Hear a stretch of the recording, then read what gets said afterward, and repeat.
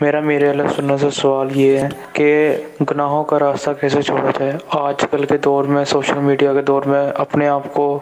گناہوں سے بچانا بہت مشکل کام ہو گیا ہے، اپنی نظروں کی حفاظت بہت مشکل کام ہو گیا ہے، اور ہم دعوت اسلامی سے وابستہ ہوتے ہیں، لیکن کچھ ایسی چیزیں ہیں جو ہمیں اپنی طرف اٹریکٹ کرتی ہے، تو ان چیزوں سے کیسے بچا جائے؟ تو گناہوں کا تو سلسلہ سوشل میڈیا سے پہلے بھی تھا، بچنا تو ہوگا ہی ظاہر ہے، اور جتنا بچنا دشوار ہوگا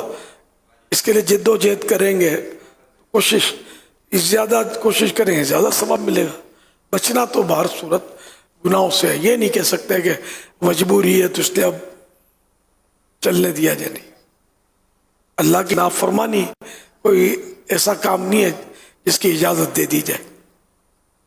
تو بھرپور کوشش کریں تو انشاءاللہ بچ جائیں گے۔ السعی منی والاتمام من اللہ، کوشش میری طرف سے ہوگی، تکمیل اللہ پاک کی طرف سے ہوگی، یعنی